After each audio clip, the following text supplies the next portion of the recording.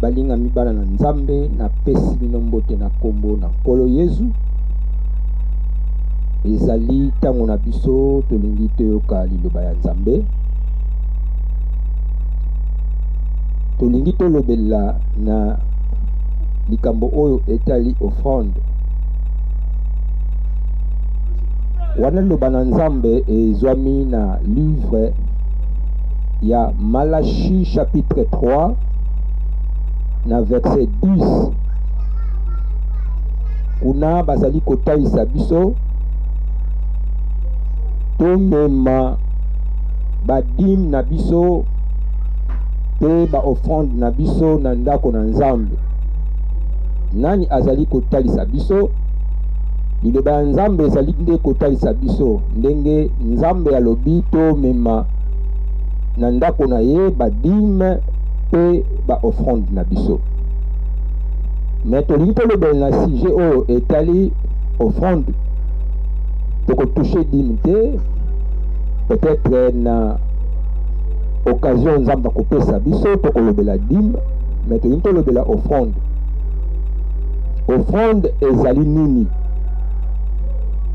Offrande ezali don oyo moto azali ko ouvrir epai na nzambe.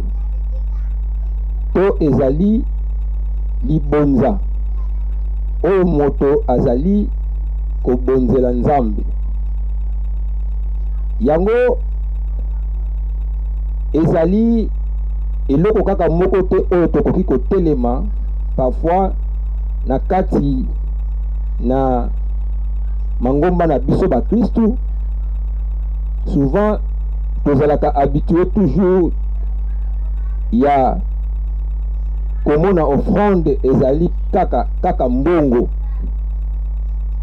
Yango souvent totiaka ba panier na ba église na biso, tozali ko recevoir na kati ya ba panier wana ba mbongo.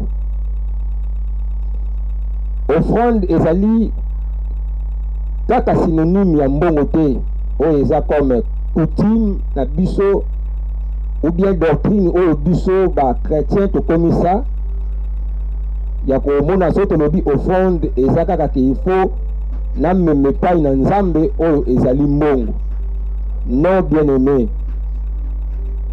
nzambe tango apesi epai na Abraham mwana na ye Isaac, nzambe ayebisi Abraham amemela ye Isaac, a ouvrir ye offrande na holocauste. Abraham azwaki mwana na ye Isaac, amemaki ye na etumbelo. Pourquoi Abraham amemaki mwana, amemaki mbongo te?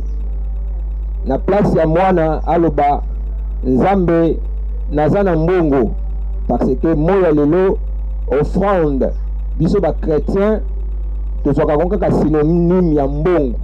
Ok, eza lolenge wana te. Offrande ezali don oyo moto ozali ko ouvrir epai na nzambe. N'importe quel eloko nini oyo okoki kozala na yango, yango ezali offrande oyo ezo ouvrir epai na nzambe. Yango tozali kolobela na ntina na offrande ezali eloko oyo ebandi lelo te. Même na Ancien Testament kuna penye nde batalisi biso na likambo oyo etali dîme pe offrande. Na Ancien Testament tango batongaki tabernacle epai na Moïse, ezalaki moko na moko ayaki kocontribuer comme offrande na ye mpona kotonga tabernacle. Bamosusu bamemaki babijou lokola ya ba or, ya ba argent, ya ba cuivre.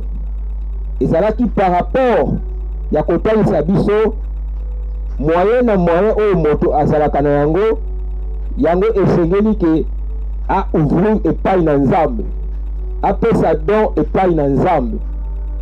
Yango nde tolobi offrande. ezali kaka synonyme ya mbongo te. C'est-à-dire soki mpe oza na mbongo okoki kopesa ezali offrande, soki mpe mbongo eza te okoki ko-ouvrir eloko nyonso oyo mpe okoki kopesa eza kaka offrande. Ndenge nauti koloba Israel etongaki tabernacle na oyo bazalaki na yango, oyo azalaki na couvre amemi, oyo azalaki na bijou amemi, oyo azalaki na eloko boye amemi.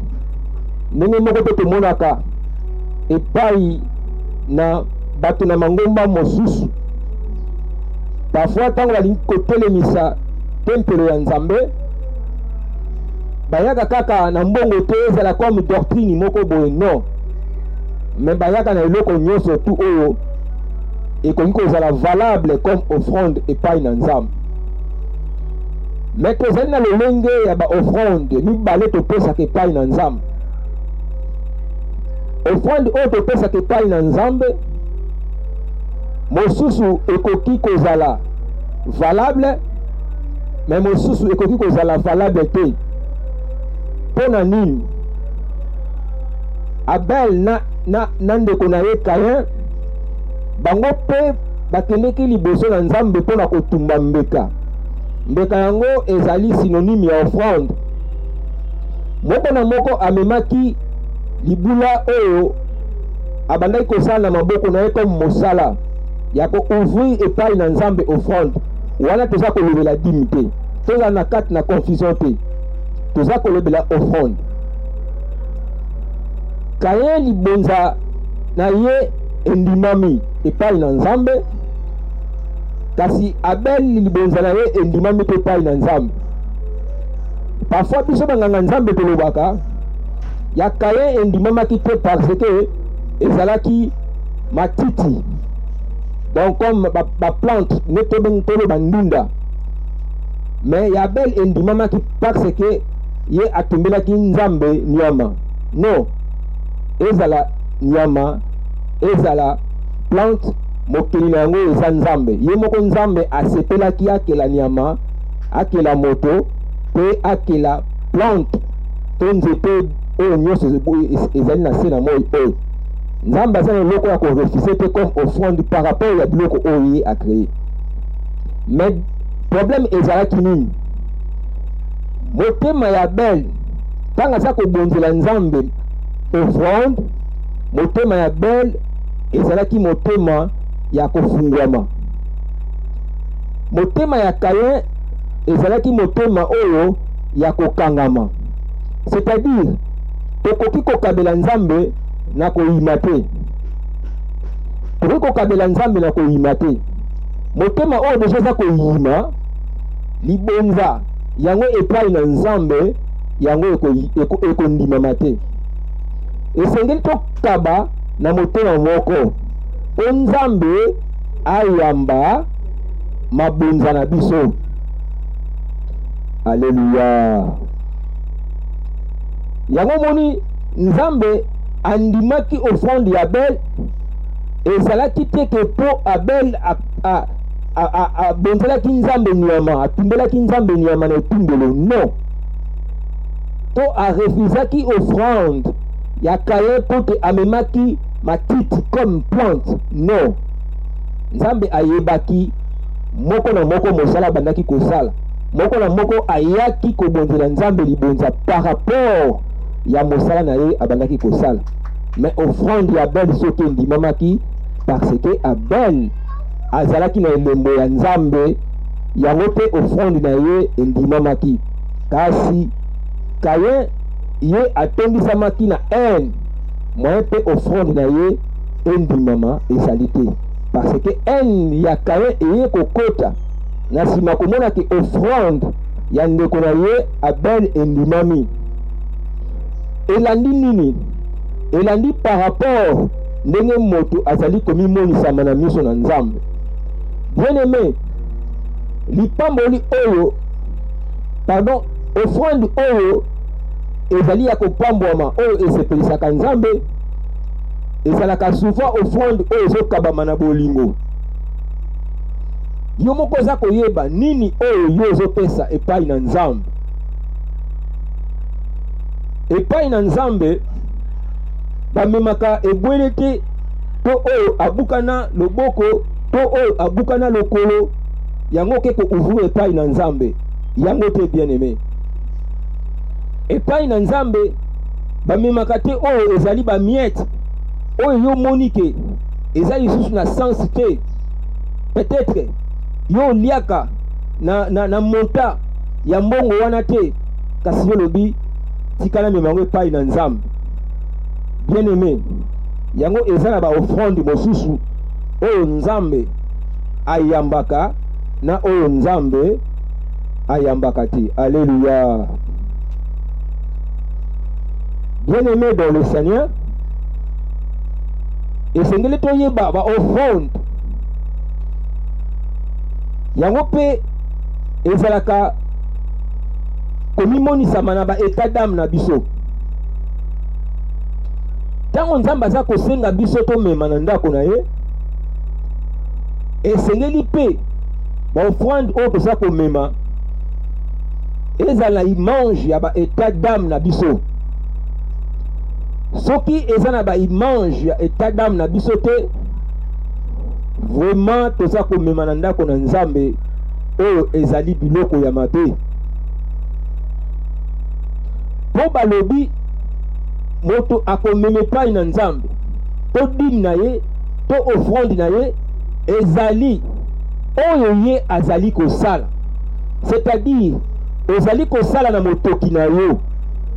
Noko omema epai na Nzambe offrande ya makila to ya bato pona nini? Bato bamonake oui yo opesaka dîme, yo opesaka offrande. Non bien aimé, ce n'est pas ça.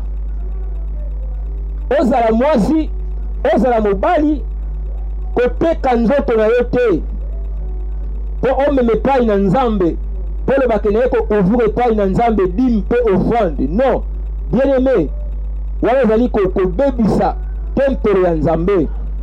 Yango ekoki korecevoir mbongo to biloko ya lolenge wana te comme offrande, mais yango ezali korecevoir oyo ezali motoki na yo na lolenge makomi na Nzambe etalisi biso ke moto akolia na motoki na ye. Nde na oyo yo koganye comme salaire na misala na yo eza kosala ya lolenge ya malamu, nde oko ouvrir epai na Nzambe offrande.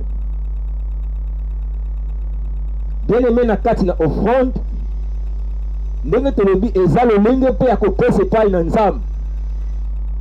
Mais soki tokei na Nouveau Testament tomonaki mpe bato bazali kopesa, bato bayaki na baoffrande ya ndenge na ndenge baza kopesa. Kasi mama moko azalaki wana, azalaki na mwa mbongo moko ya sengi ya moke, ye apesaki don epai na Nzambe. Alors bato bayimi par rapport ndenge mama wana apesi offrande na mbongo oyo ezalaki miette. Kasi nkolo Yesu alimbolelaki bato ya koloba ete na kati na bato nyonso oyo bapesi, moto apesi libonza ya bosolo ezali mama wana.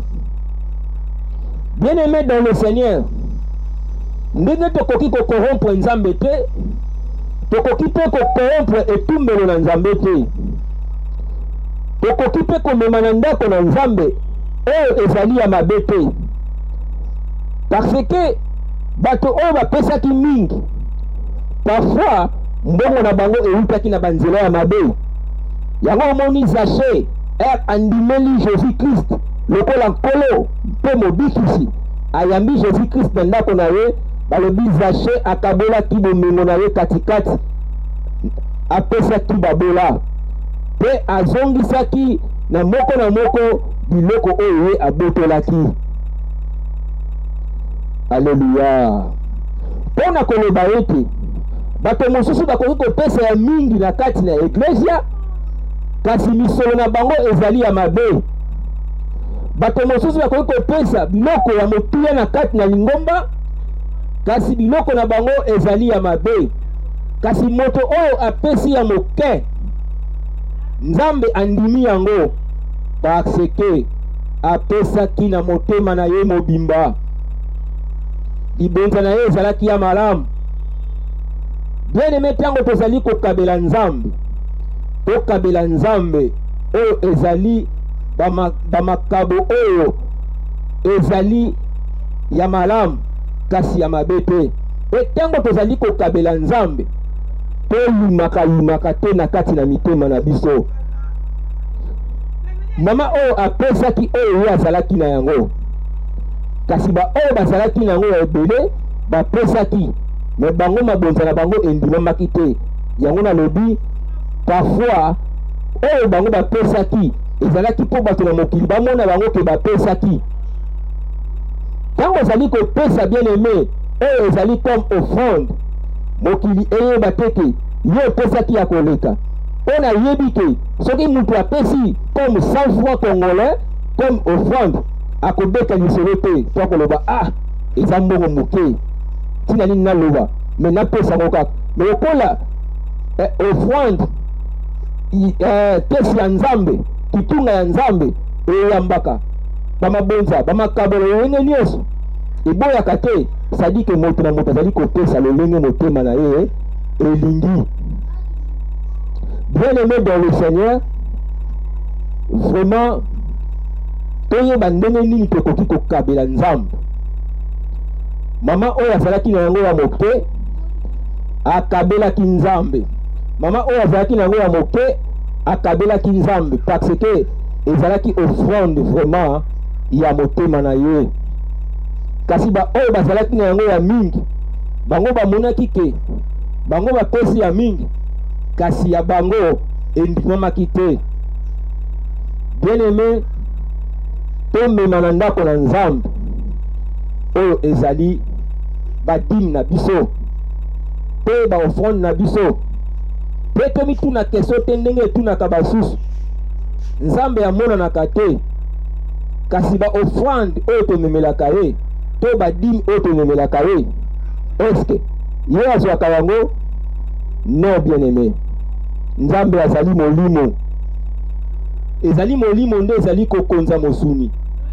Tango elobami na molimo, esengeli mosuni nde akokisa. Bien-aimé dans le Seigneur, tomema na ndako na Nzambe badime pe baofrande na biso. Vraiment na pesi merci na Nzambe na biso oyo apesaki biso temps lisusu mpo ya koyoka liloba na ye. Tika ete kombo na ye ekumisama na kombo ya Seigneur Jésus Christ.